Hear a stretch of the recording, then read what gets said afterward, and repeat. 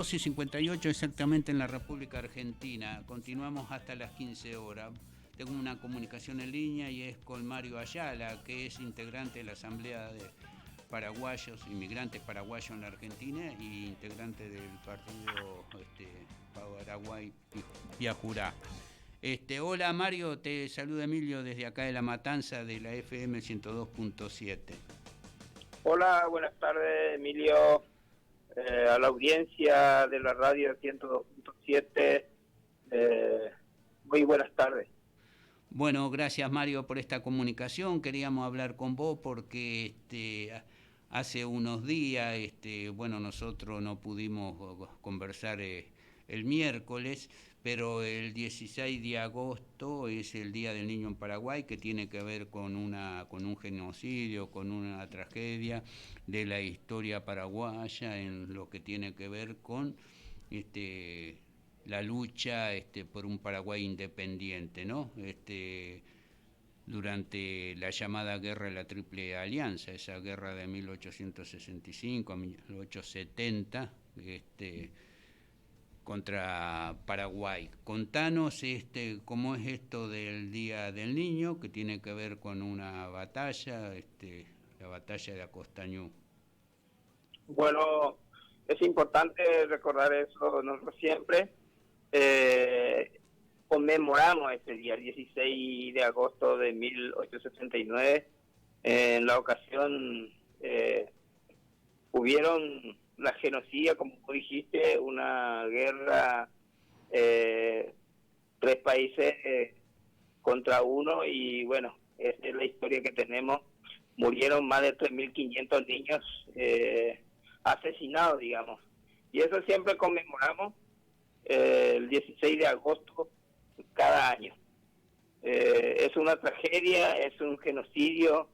En aquel momento el imperialismo siempre para truncar un desarrollo de un país soberano e independiente, entonces fueron a hacer esas cosas, dijo. Claro, qué terrible que una celebración del Día del Niño generalmente se celebra con alegría, una fiesta, un entretenimiento, un día especial para toda la niñez en los diferentes países del mundo. En el caso de Paraguay tenga que ver contra un genocidio y precisamente con niños y jóvenes, ¿no? Porque en esa batalla del 16 de agosto de 1869, ya estaba casi unos meses antes o menos de un año de que cesara la guerra, ¿no? Claro. Fueron masacrados muchos niños y mujeres que componían el ejército, lo que era el ejército popular o la resistencia del pueblo paraguayo a la invasión de estas fuerzas que conformaban los tres gobiernos, ¿no? Brasil, Argentina, incluso el gobierno de Uruguay de esa época. Claro, así mismo es. Eh, Así es, y bueno, nosotros siempre por eso no festejamos eso, no podemos celebrar con alegría, porque es una historia muy triste lo que pasó. Y bueno, tenemos una historia muy triste, el exterminio de la raza, quemaron, inclusive humillaron. Eso es lo que hicieron, exterminar la raza paraguaya. Y bueno, por eso mismo nosotros siempre conmemoramos con mucha tristeza, traemos en el recuerdo la historia de la Costañú, mirando el futuro de nuestros hijos, hijas, por un futuro mejor, digamos. Claro.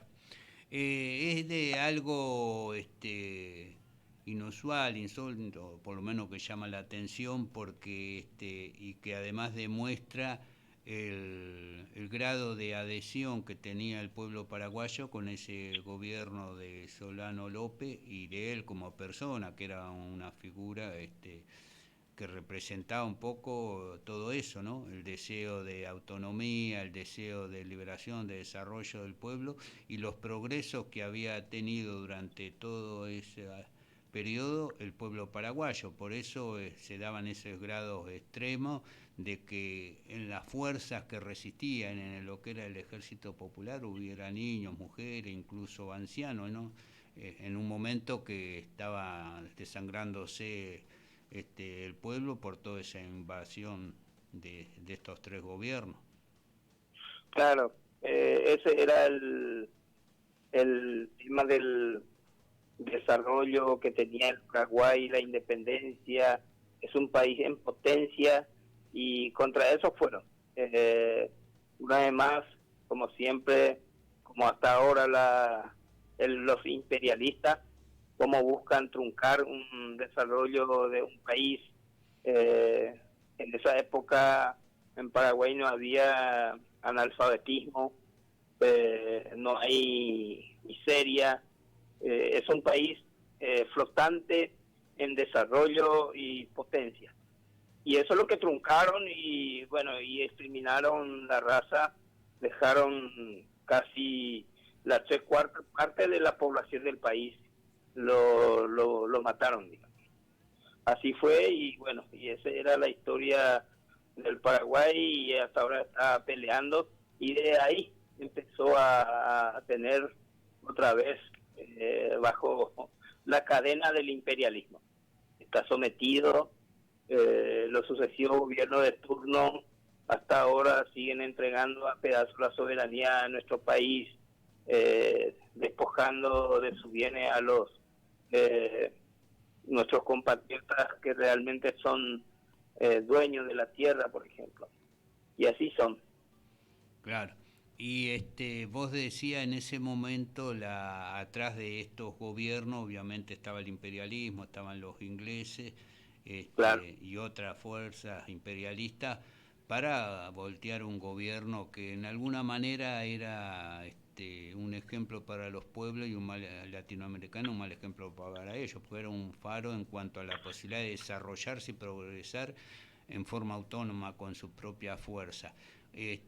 Hoy se da la continuidad histórica de un Paraguay dependiente, oprimido, cómo es cuáles son las fuerzas que traban el desarrollo del Paraguay desde el punto de vista interno y externo, ¿no? Bueno, eso, como ya dije, desde esa fecha vinieron a imponernos, a someter bajo el yugo del imperialismo, eh, mandando al país en una deuda externa impagable. Entonces, la salida es recuperar el país, eh, tener un gobierno realmente patriótico, un gobierno soberano, una persona que piensa, un sector que piensa por lo menos en liderar un programa de desarrollo nacional. Marcando la tierra es el centro para nosotros, la tierra es el centro para potenciar, para desarrollar un país. Nosotros somos eminentemente agrícolas y por lo tanto debemos de impulsar la producción nacional, potenciar esta producción, industrializarla y así sucesivamente, para que haya fuente de trabajo y bueno, de ahí tenemos que partir. Pero eso se hace con un gobierno patriótico. Lo que tenemos hasta ahora son gobiernos de turno oligarca respondiendo a los intereses imperialistas. Vos decís uno de las principales palancas o la principal para el desarrollo del Paraguay, para su pueblo y la nación, es el tema de la tierra por el país, De un ahí se país parte. agrícola, ¿no? Sí. ¿Y cuáles serían las principales medidas que debería tomar un gobierno patriota con respecto a esto para provocar un cambio, ¿no? Teniendo en cuenta eso, el tema de la tierra, que Paraguay es un país básicamente campesino? Y sí, de ahí tiene que partir eh, la repartija de tierra que está concentrado en pocas manos, y la latifundiaria. Se caracteriza el Paraguay como un modelo, tiene una política de modelo agroexportador, donde se concentra la tierra en manos de unos pocos y cultivan monocultivos de sojización, digamos. Entonces eso trae consecuencias, graves consecuencias a la salud, a la economía del país. Entonces un gobierno tiene que partir de ahí, distribuir la tierra, poner en manos de los campesinos, campesinas, para producirla y al mismo tiempo industrializar la materia prima para que podamos crear divisas, digamos. Y tenemos los recursos suficientes para hacer eso. La energía más potente del mundo, que es el Itaipú, Yacinetá, que puede servir como una palanca a ese desarrollo nacional. Claro. ¿Cuáles son los principales productos agrícolas que produce o puede producir Paraguay en este desarrollo? Porque también esta dominación de algunas potencias imperialistas, esta concentración de la tierra en un grupo minoritario, y también conlleva un modelo agrícola determinado, por ejemplo, como la producción de soja y eso para el mercado externo. Claro. No, principalmente nosotros tenemos que dedicarnos primero digamos, a producir materia prima para el autoconsumo, y de ahí se piensa. De ahí pensar en un producto para la exportación, pero con ya no materia prima, sino que una materia ya elaborada, fabricada así, para que exporten así, para que tengan más, digamos, para que recaude más el Estado. Así es. Entonces, primero, distribuir la tierra, producir, abastecer el mercado nacional y después pensar en el mercado internacional. Claro. En cuanto al tema de la tierra, ustedes en Paraguay tienen una experiencia muy importante en lo que tiene que ver con la ocupación de tierra de latifundios que no se usan, que no se ocupan, no se producen, para producir. ¿Cómo está esa situación, ¿no? Es decir, porque teniendo en cuenta que hay una nueva ley que reprime la toma de tierra por parte del pueblo y de las fuerzas campesinas. Claro. La experiencia nuestra en Paraguay es nunca hubo distribución de tierra de parte del Estado. Siempre se gana con lucha, con ocupaciones, más de 300.000 hectáreas que logramos recuperar, y hay más de 12 millones de hectáreas tierra mala vida en manos de los cómplices de los gobiernos de turno. Entonces, para que eso podamos recuperar, tenemos que organizarnos, y estamos en eso, estamos organizados, estamos debatiendo estas posibilidades. No hay otra salida. Recuperar esa tierra mala vida y, bueno, poner a producir en pos a beneficio del pueblo y del país. Claro. ¿Vos a qué llamás tierra mala vida, Mario? ¿Cuál es el concepto? ¿En qué se engloba ese concepto de las tierras? Porque hay una tierra que históricamente pertenece a grandes propietarios, como hay acá y en muchos lugares de América Latina, viste, a esa oligarquía histórica, ¿no?, que hay, y después están estos nuevos manejos que hacen por parte del Estado, donde se adquieren nuevas tierras. Nosotros lo llamamos tierra mala vida aquella tierra que se destinaba para la reforma agraria. Supuestamente tiene que ser distribuida a los beneficiarios de la reforma agraria, y que usurparon ellos, aprovechando el poder, el amiguismo correligionario y todas esas cosas, y que usurpan esa tierra y que no tienen ningún título, o que puedan tener título, pero era alta para la reforma agraria. Claro. Y esas tierras que fueron destinadas a la reforma agraria, es decir, ¿qué porcentaje son del total de la propiedad territorial en Paraguay? Y, es decir, y nosotros dijimos que hay 12 millones de hectáreas, o sea que hay montones hay cantidades suficientes para distribuirlo a los campesinos y campesinas, que son más de 300.000 hectáreas, 300.000 sin tierra. Eso es lo que dijeron ellos, pero nosotros decimos siempre que hay más, pero hacia el Estado, del gobierno, siempre repetían que hay más de 300.000 sin tierra. Entonces esa tierra hay que distribuirla, darles a sus verdaderos dueños, digamos, para producirla, para que podamos dar alimento, sustento a la familia, al pueblo, y al mismo tiempo para que podamos industrializarla y generar divisas, digamos. Claro. Y en cuanto a la distribución de la tierra, que lo primero es la tierra, la posesión, que haya como elemento de producción y fuente de ingreso de la familia, también acompañado con eso es necesario políticas que puedan ayudar a que la familia, los campesinos, una vez que tengan la tierra, puedan producir y comercializar sus productos, ¿no? Claro, así mismo es. La distribución de la tierra va a generar arraigo. Si hay una política hacia el Estado, porque no pasa solamente a distribuirla.